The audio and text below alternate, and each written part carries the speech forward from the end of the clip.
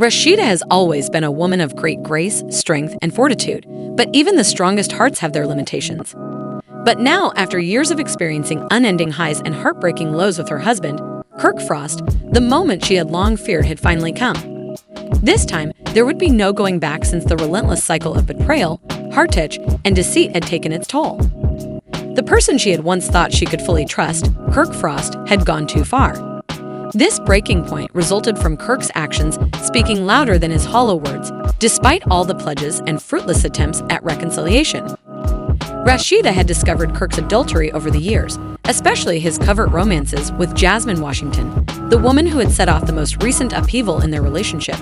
So this was not the first time the rumors of betrayal had become bitter realities. Rasheeda's phone turned into her deadliest enemy one fateful night when she was by herself in their house.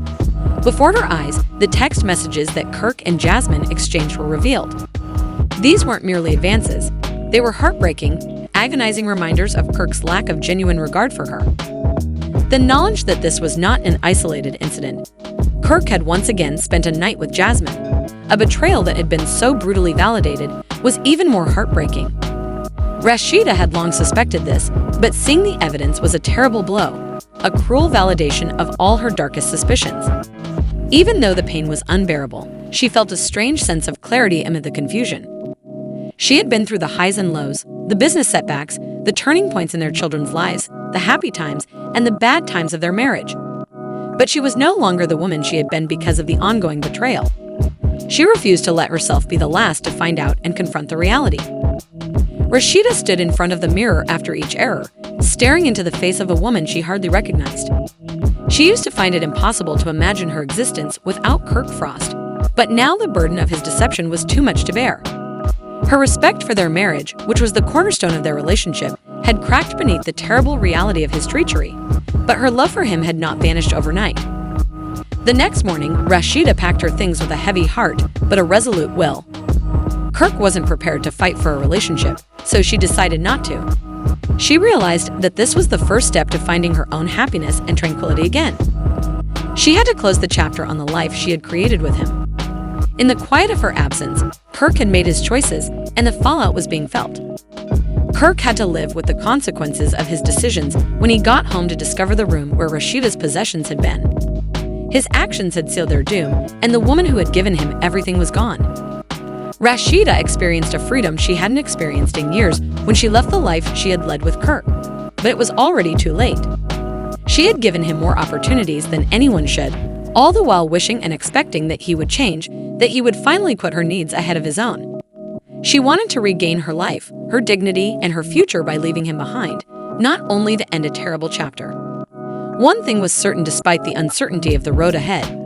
Rasheeda no longer feared facing it alone. She would draw on a strength that transcended the suffering that had previously characterized her love story as she gained independence. Her journey was about more than just leaving Kirk behind. It was about finding her identity as a woman. But like, he wanted to try to paint me out to be this crazy person that I'm not.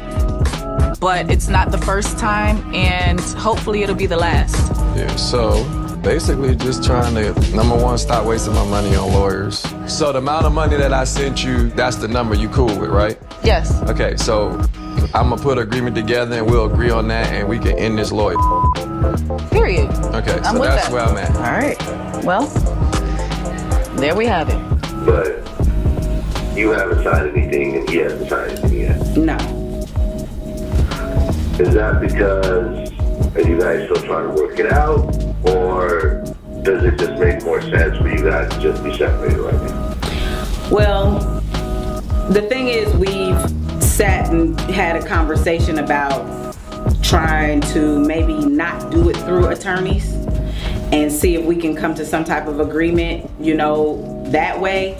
And at the same time, I also feel like, and it's not even the point of just trying to work it out, but I'm also like, I'm at a place where I'm like, okay, I pretty much kind of got the information, and am I ready to serve him with these papers? This is the first time something like this has happened in our marriage, and I'm feeling like, okay, is the answer immediately, although it's all this crazy stuff that's happened, is the answer immediately divorce?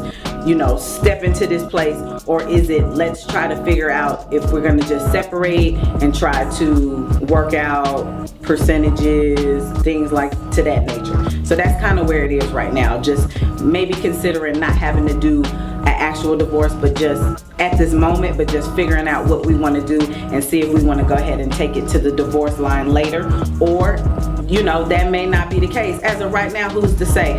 My main concern ain't even just the fact of filing the divorce. It's just about trying to, stay focused, not overstress myself, and get ready for this baby, whether he's a part of the situation or not. We need to have a candid conversation. Okay. Here we go. Rasheeda walked away the moment she saw me with her head down. Let's be honest, she can't even face me. But I'm not surprised to see that Kirk and Rasheeda made up. That woman will jump in the casket with him. You don't know because you don't I do speak know, to I'm it. not. So the agreement was that you get Cannon the third weekend of every month. Do you do that? No, we didn't really agree to that because the last It's signed on paper.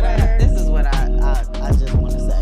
It's not gonna ever be exactly what you want it to be. But I one get thing that you now. ain't gonna never, ever, ever have to question or worry about is that boy getting the love and the same treatment as all the other kids when he's around. Kirk ended up saying something flirty after Rasheeda stood up. It seemed like he was still messing with Jasmine behind the scenes.